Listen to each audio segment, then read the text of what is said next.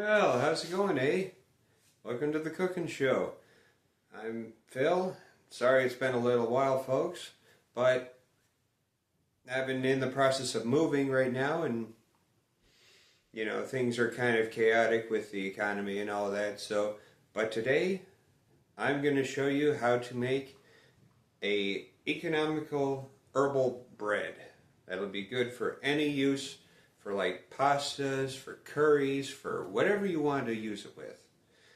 So let's go ahead and show you how it's done.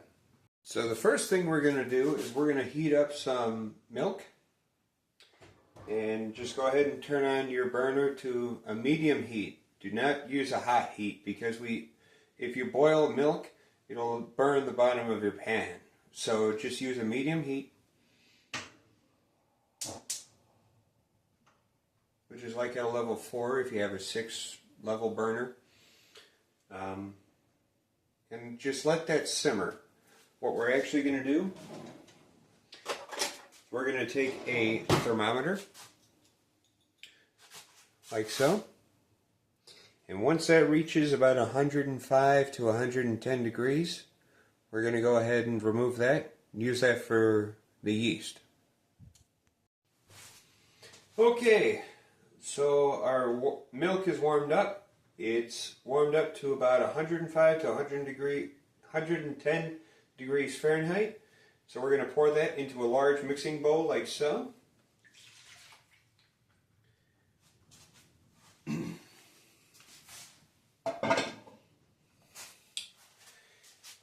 then we're going to add 2 teaspoons, 2 1/4 teaspoons, I should say, of instant yeast.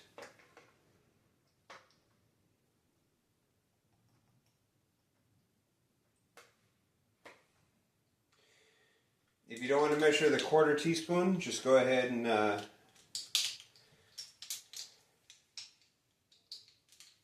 use the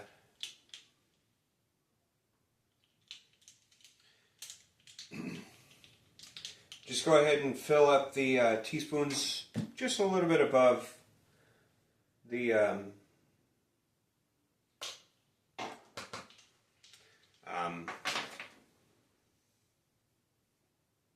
level of the measuring spoon. And to the yeast mixture, we're also going to add a heaping teaspoon of tablespoon, I should say, of granulated sugar.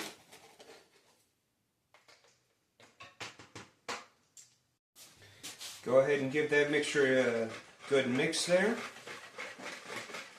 Make sure everything is combined well.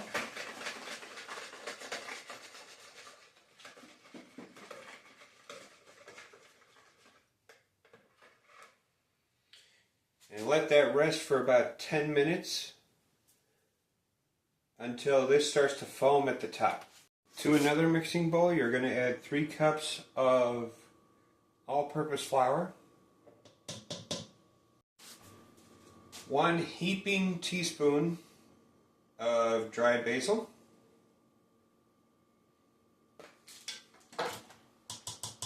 1 heaping teaspoon of dried oregano, 1 tablespoon of crushed dried rosemary,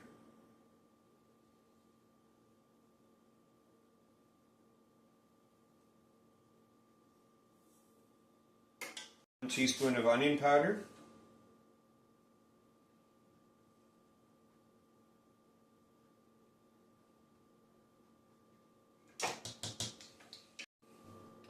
1 teaspoon of garlic powder. Finally, 2 teaspoons of salt.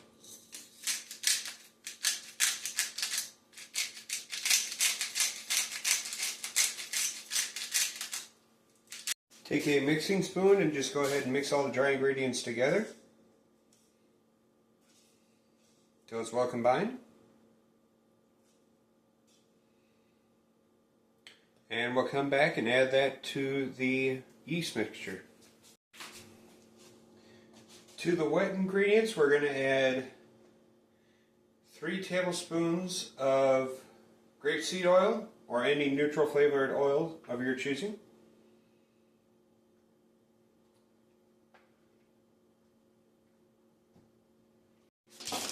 And to the wet ingredients, we're going to slowly add the flour mixtures.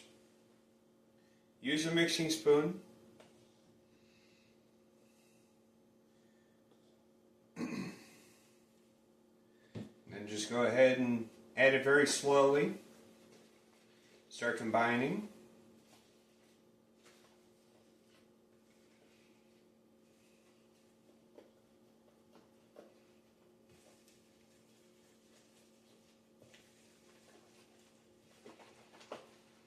Oh my goodness, is that fragrant?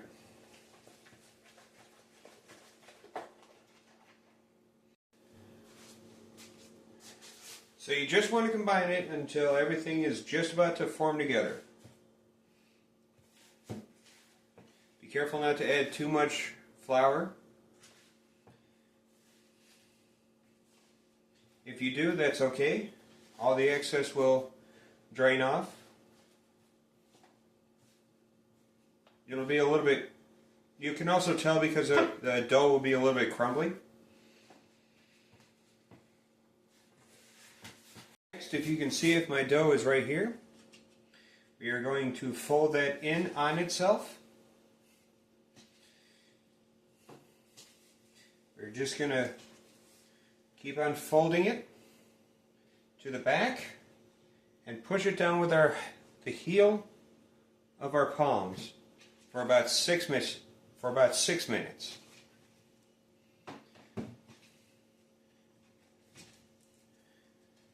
If it starts to get too sticky, just start to use extra flour, but not to add too much, again, because it'll absorb into the dough and it'll become too crumbly. Okay, so we're done kneading here. We're going to take our dough ball. We're just going to plop it in the mixing bowl that we mixed the ingredients with. It's greased with olive oil, grapeseed oil, avocado oil, whatever oil you choose. And you're just going to take a tea towel. I like mine with the mousse right here. You're going to take a tea towel and just place it right over. And you're going to let that sit for about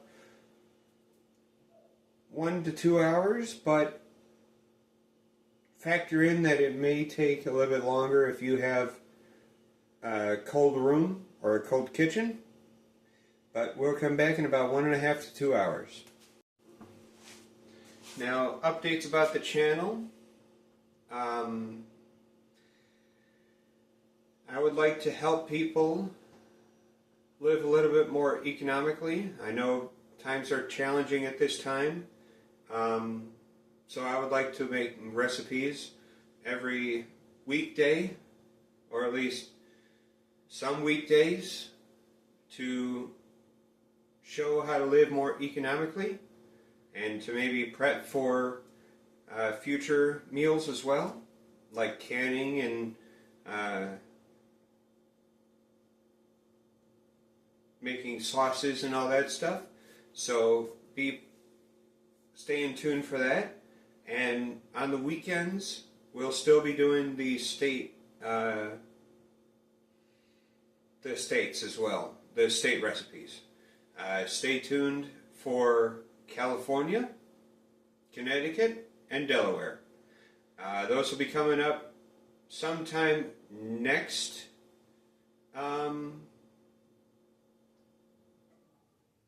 weekend. That'll be like the 31st of March, 1st of April, somewhere right around there. That'll be the first one with the state series again. Okay, it's been about 2 hours. It's doubled in size. We're going to take a bread loaf pan and some olive oil cooking spray, and we're just going to spray the bread pan in there.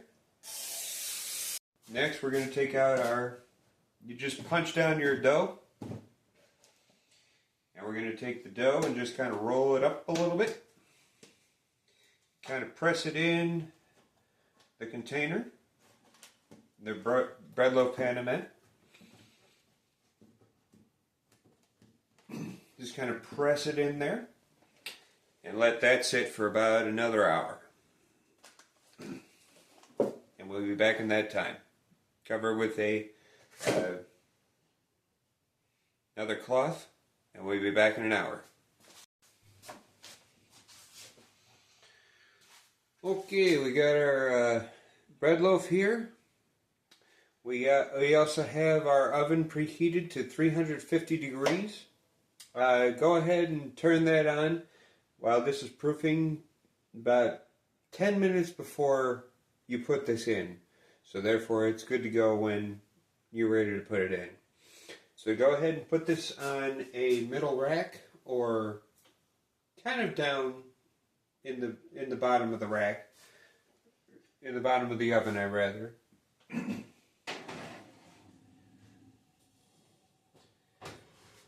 And leave that for 35 to 40 minutes. So we're going to split the difference here and call it 38 minutes. Okay, well, the bread has just gotten done. I'm not kidding you folks. This bread smells like Thanksgiving dinner or like Thanksgiving stuffing. It smells so incredible. So let's take it out. Turn off your oven. Let's take it out. Look at that, folks.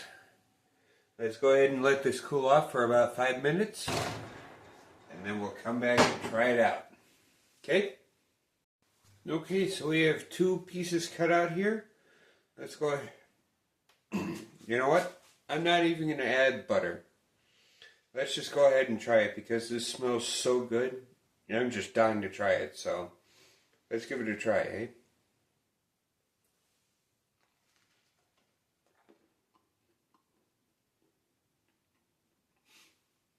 Oh my God. Folks, this is to die for. I am not joking you.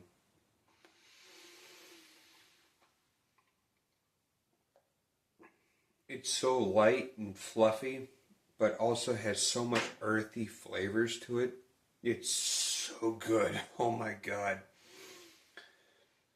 Oh my goodness. So, if you want to see more of my tutorial videos on how to live frugally and cook frugally, go ahead and like, comment, subscribe.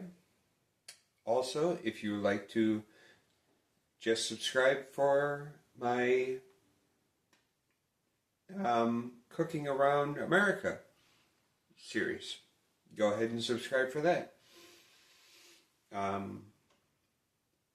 know these are tough times, so I'll be making more of these, like frugal living or cooking videos, more often. And if you're more interested in it, let me know what frugal recipes perhaps your family used during the Great Depression. Let me know. I can maybe use it in one of my videos in a later date. Take care, folks.